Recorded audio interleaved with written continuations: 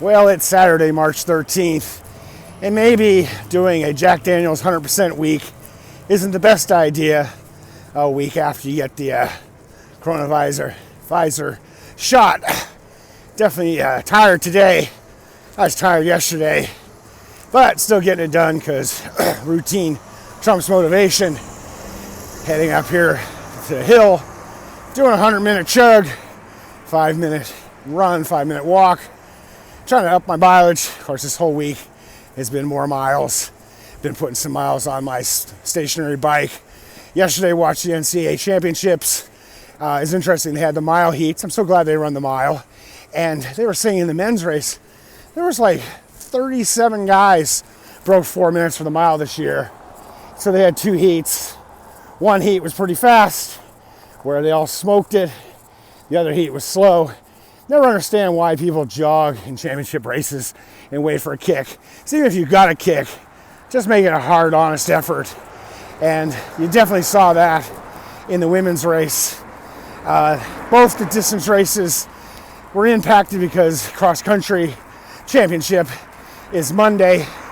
So a lot of athletes like Northern Arizona, BYU weren't even there, and or people are doing a double.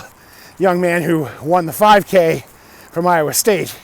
He broke the record, and a bunch of other guys had PBs. He is running Monday. It was funny, he was running indoors with gloves on. And the women's 5K, though, was very pedestrian, very slow. Arkansas really needed their woman to do well. She kind of pushed the pace and then faltered so badly she didn't even score him a point because, she left it down to a kick. And so, yeah, and then, of course, the DMRs, Oregon men won the DMR, almost broke their own collegiate record, and the other teams did really well, too. DMR is always fun to watch, and the women's DMR was exciting as well. Today, on the schedule, are the mile finals and the 3,000, so look forward to getting done with this workout and watching that. Championship races like the NCAAs, of course, sometimes come down to Sprint Fest. I was talking about the mile, the heats on Friday, and unfortunately, a young man from Washington who just broke the collegiate record in the 1500, he didn't even make it into the final. He was in the second heat, the slower one, and he got basically outrun. He had to get top 4, and he didn't make it. Some other good coverage. Coverage on ESPN was actually pretty good. Commentators, of course, with Dwight Stone, been around forever. Dan O'Brien, and the commercials, though, they just show the same commercials over and over and over. So the good thing is I had my Spotify open, and since Joe Rogan is only on Spotify, during the commercials, I played Joe Rogan, listened to him, and was playing poker through most of the tournament. We really like the coverage of the field events. Some jumpers did really great. Young man from LSU won the high jump and the long jump on different days and scored 20 points for his team. Phenomenal performances. He was just below the Olympic standard in like both events. And then, of course, in the long jump for the women, a Texas Longhorn lady broke the collegiate record. And then, of course, there were the sprints, the 60-meter sprint, which is pretty crazy, and the 60-meter hurdles. Young kid from Arizona just crushed it. Into the hurdle. Pretty spectacular wipeout. And then the 200-meter and the 400-meter heats. And that's pretty crazy because it's all based on time.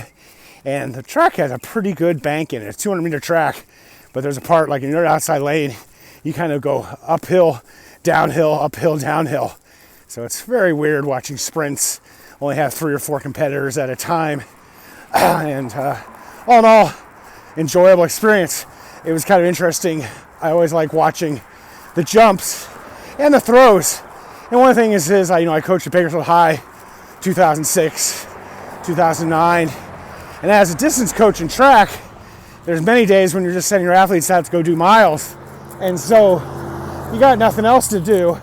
And so you often hang out with the jumps and the throwing coaches and help as much as you can, with taking video, implements, that kind of thing. And so you really get to know a lot of the events besides the running events, because you're just hanging around waiting for your athletes to come back from their 5-6 mile run. And in fact, when I was coaching at Bakersfield High, we had the 2 best long jumper, triple jumper boys ran cross country, and actually were on and off the varsity often, despite being jumpers.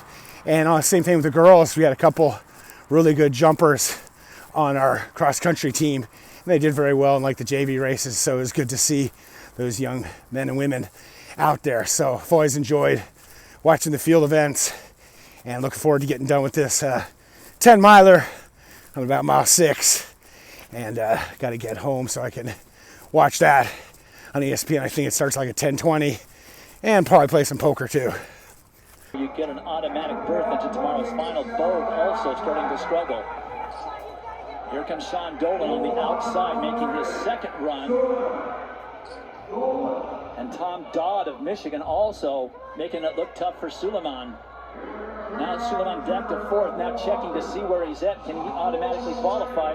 Reed Brown coming back. It's going to be Hawker, followed by Dodd, BYU, who's drowning in oxygen down here at sea level. Bizamana, Kipsang, Tanner, who looks over to make sure he's in position. Adam Fogg now goes past. Tanner is in trouble. Tanner is not going to qualify. Now a lot of activity happening behind Kiptoo for those downline positions. And Kiptoo does break the meet record. And Kimeli did an awful lot of leading, an awful lot of push in the air side. And Haas has also got a full head of steam coming into this finishing stretch, but it's going to be Joyce Kimeli, Haas, and Hennis in the women's 5,000 meters. It's going to be BYU with their anchor Courtney Wayment that'll win the distance medley relay. Chrissy Gear coming back from her mile heat to anchor the Razorbacks to a second place finish to make their day a little bit better. And then it's going to be Florida State, Alabama, and then Oklahoma State.